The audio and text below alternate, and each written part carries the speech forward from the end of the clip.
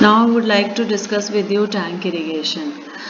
Tank is not the tank that we have water tank at home. Please understand, because till now I have met so many people, even so many geography teachers, who feel that tank is the tank which is a head tank or a cemented tank which is watering the field.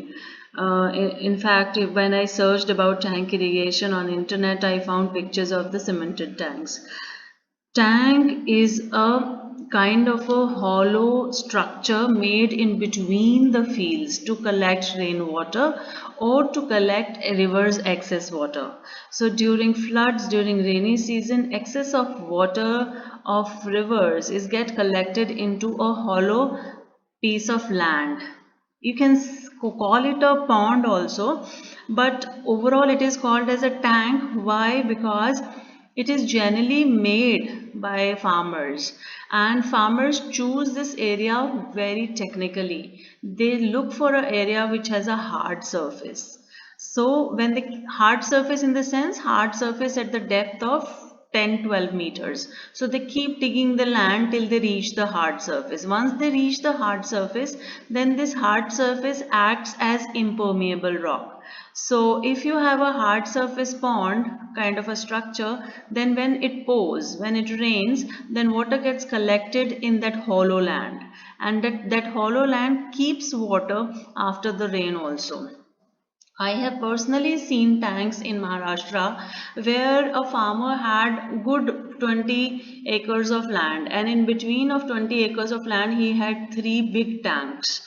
And a tank can be as big as four rooms or five room sizes, so very big. But the only difference between a tank and a pond is a place, a depression where rainwater gets collected by itself, and in a tank farmer digs it to collect rainwater. So merits of tank is that most of the tanks are natural and do not involve heavy cost of construction, so farmer can easily dig it and collect water. And in fact, the farmer which I met to see the tank had done fishing also in that, so he collected fishes also. So fishing can also be done in that, and rainwater can be collected. The demerits is that water will get evaporated very quickly from the tanks, and during dry season it supports irrigation only for 1 to 2 months, not more than that. So tanks dry up as soon as dry season starts, so it's not a long lasting source of irrigation. I want to show you how one village in Telangana has restored its tanks and become green again. Okay, so it's showing ancient irrigation tanks.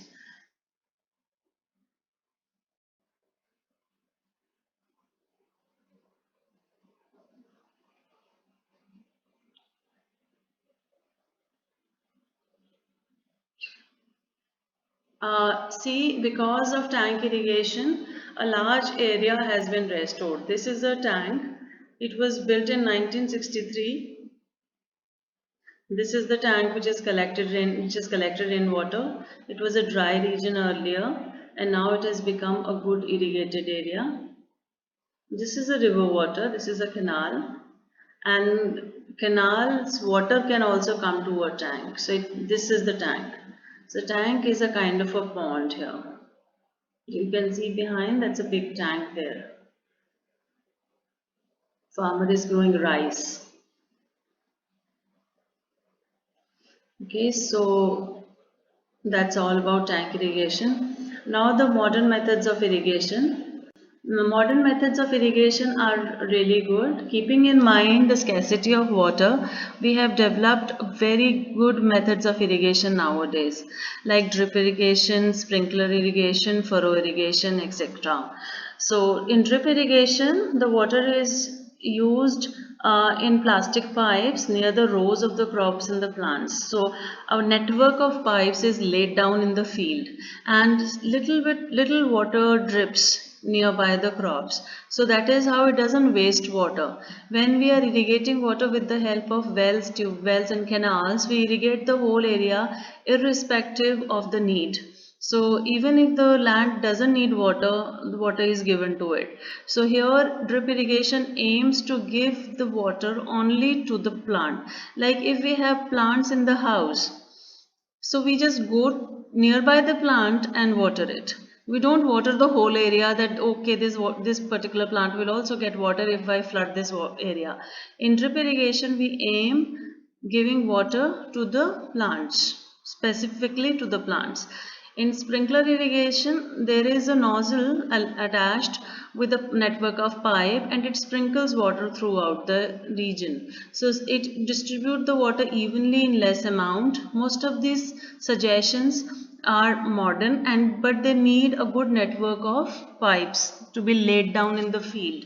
That is expensive, and also the water is lifted and sent through electricity, so it requires electricity.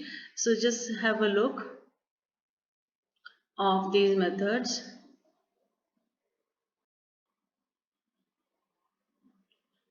Wait. Let us learn about this one by one. Furrow irrigation.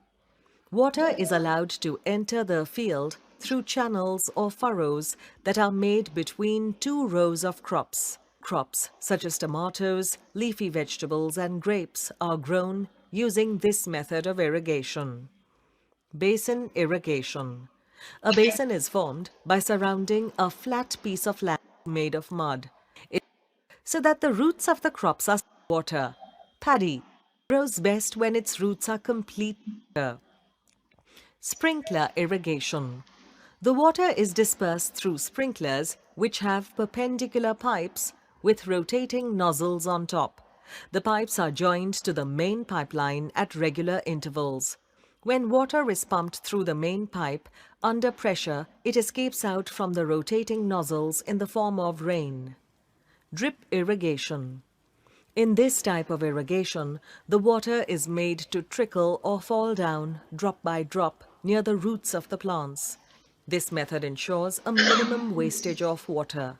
It is useful in places where water is not easily available.